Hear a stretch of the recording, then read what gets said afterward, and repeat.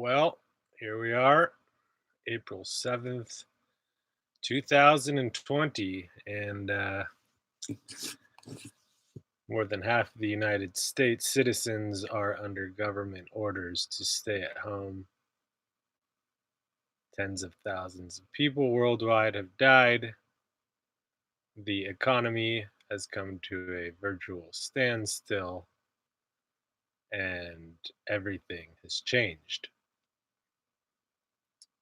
Um, well, almost everything. A lot of us people haven't changed.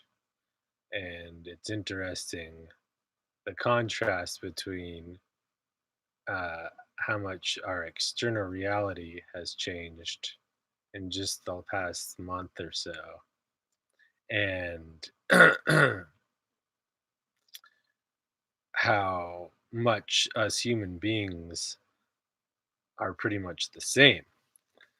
Um, Not all of us, and you see it now. You see the people who have made efforts to become better and help their fellow human beings and work on themselves and develop skills that are practical. Uh, you see how they're sort of uh, flourishing as much as we can be flourishing in these stay shelter in place orders. Um, but nonetheless, you can kind of just tell from the way people are interacting online, or you go out for walks and you see some people are just fearful, um, sort of panicky, and clearly just reacting to whatever they're watching on television. But we're so much of the system that used to be that they're not doing well adapting to what has is basically a call for humanity to change. But you have your helpers and um, people who have done even meditation and a bit of self-awareness are much better suited to sitting at home with not anything to do but focus on yourself in your immediate area. Um, People like that are doing much better, and versus the people who are just so used to sort of living in whatever reality the system gave to them. And so that's just an interesting contrast. But the point I wanted to make in this video has to do with uh, how we're not going to go back to the way things were. Um, Not only has so much changed already, but it's going to change in the future. Uh,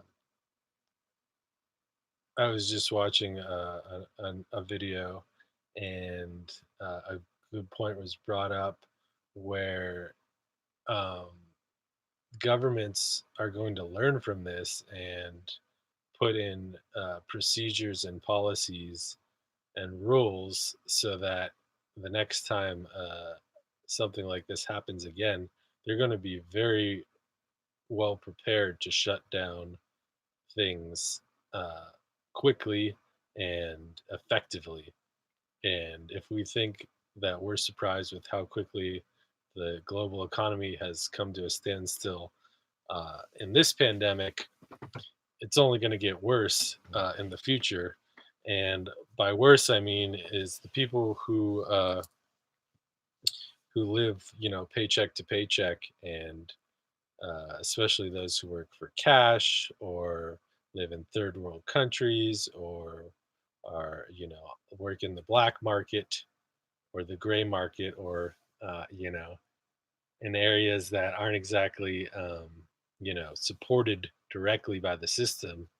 They're going to get squashed. They're already getting squashed. They're feeling a lot of pain. And um, they're always the ones that are the first to feel that pain when there's a global tragedy such as we are currently experiencing.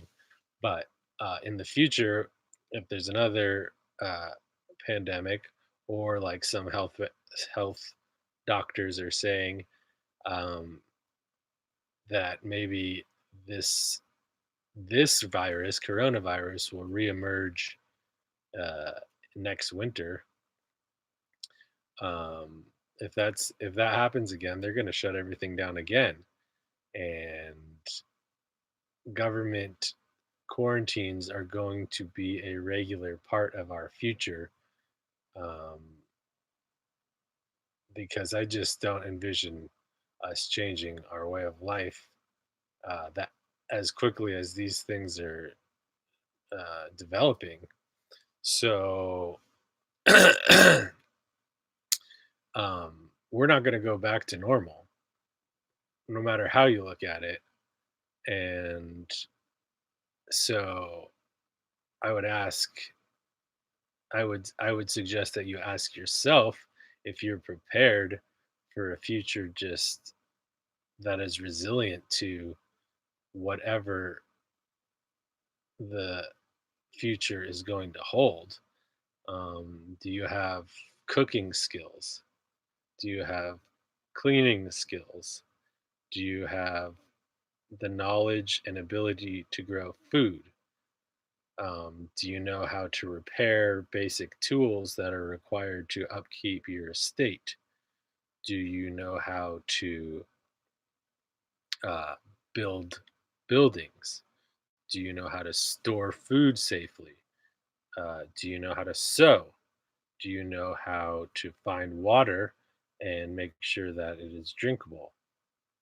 Do you know how to take care of children and make sure that they become effective human beings uh, in the sort of reality where everything is hectic and chaotic and nothing can be taken for granted?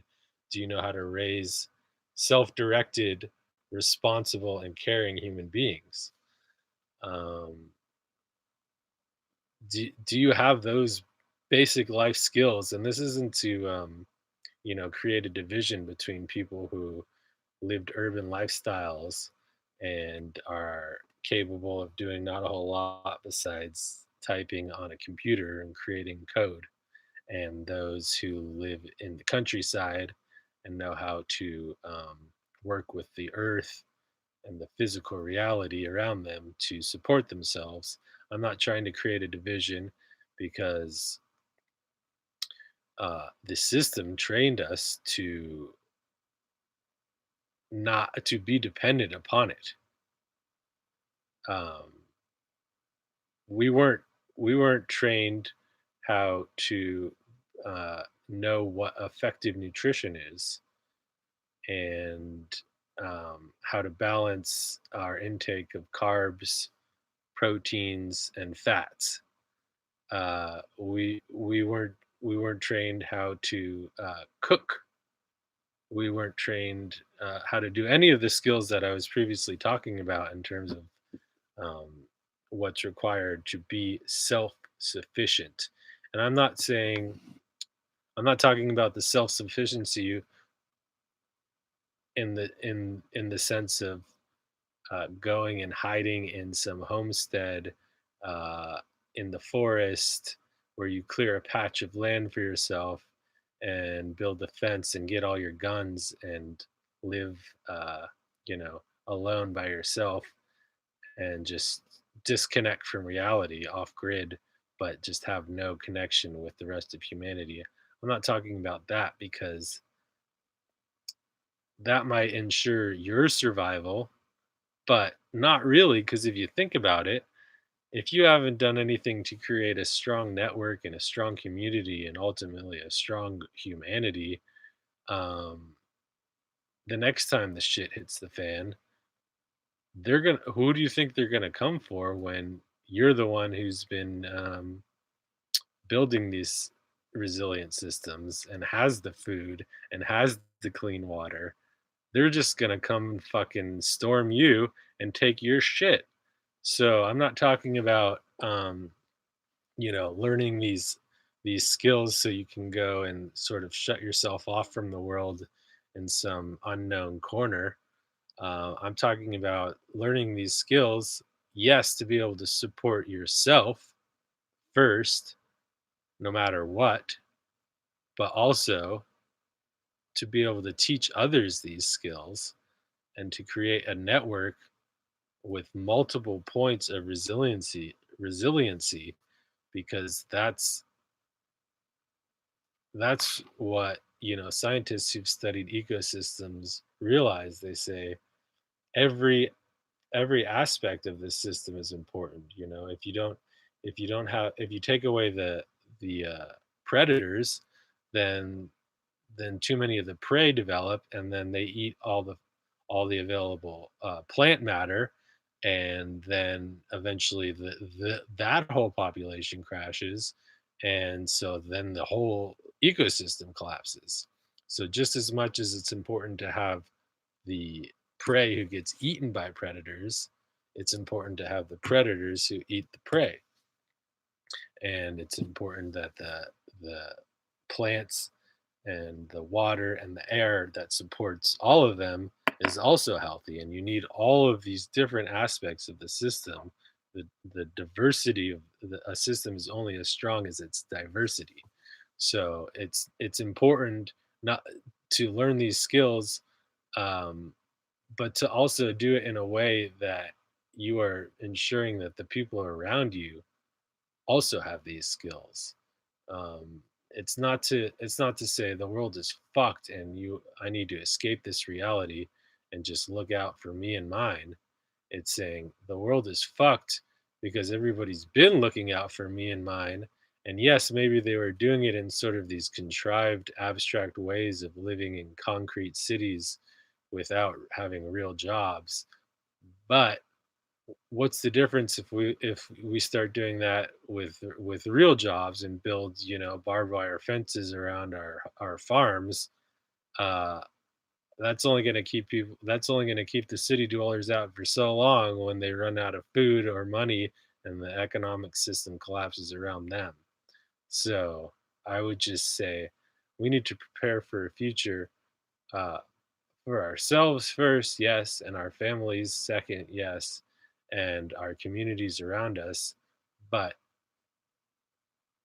what we really need to do is work within the system we have and pool our economic resources to create farms and buy land and secure healthy living areas now, and start creating these sustainable communities, um, before the next insane world event happens and the government shuts us all down again, because this is only going to be able to happen so many times before the hungry starving masses are going to not be able to handle it, and they're going to come for, guess what, the people who have the money. So um yeah, that's all I have to share for right now.